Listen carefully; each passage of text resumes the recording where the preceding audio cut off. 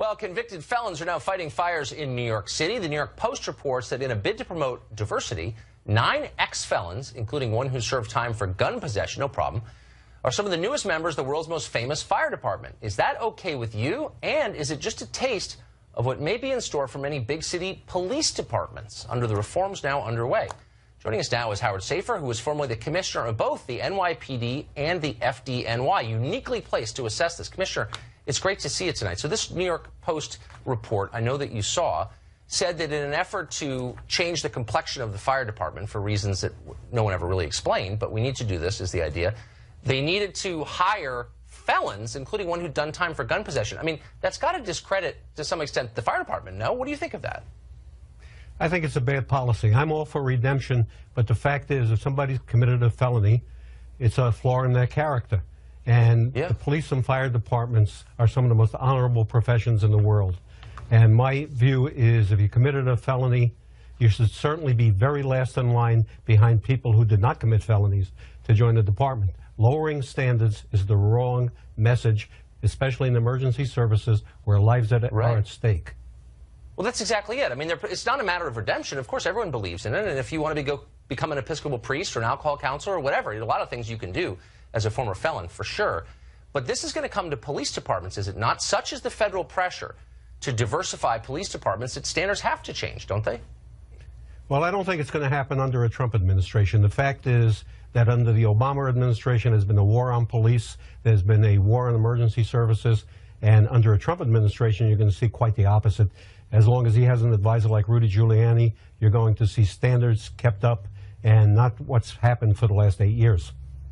So we are seeing, it appears, a rise in violent crime in a lot of big American cities. And the left has said, the president, I believe, has said, that is not true. Don't believe your eyes. That's not actually happening. What's your assessment? Are cities getting more dangerous? Well, if you look at FBI statistics, there has been a rise in crime over the last 2 years, especially in violent crime. And more importantly, the Obama administration has ignored the big issue in this country, which is drug overdose deaths. Last year, there will be more drug overdose deaths than people killed by guns or automobile accidents. That's a disgrace. We need to go after drug companies. We need to go after drug traffickers. And what's happened in the past year or so is some of the best federal law enforcement people have left because they've been forced out by this administration. So why is that? I mean, you served in New York at the height of the crack epidemic. I remember it. And people acknowledged that it was a crisis. And they said, look, it's destroying our cities. People are dying. Children are being affected in horrible ways. And all resources were brought to bear on that. And actually, it kind of worked. And yet rural America is being devastated. There are some states in New England where, as you just pointed out, that's the leading cause of death for young people. And we seem to be sitting passively by. Why?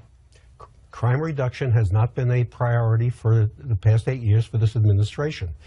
More of a priority has been going after, in quotes, rogue departments and rogue police officers, when the truth is that 99.9% of police officers and police departments do their job well. The #1 civil right is to be free from harm, not to go after police officers. So if you're coming in as the new president and you're Donald Trump, what's the single most important thing you can do to restore order to the public spaces in this country? You have to prioritize crime, you have to give resources to state and local departments, and you have to appoint people who know what they're doing and who understand how to reduce crime. The #1 job of police departments should be to reduce crime. You know, when we had that tragedy in Dallas, Chief Brown at the time said, you ask too much of police departments to be social workers. We need to protect the public. And the only people who should be afraid of police officers are criminals. The only job of the police department is to reduce crime. Thank you for bringing it back to first principles and reminding us of that. Commissioner, it's great to see you tonight. Howard Safer joining us live. Good to be with you, Tucker.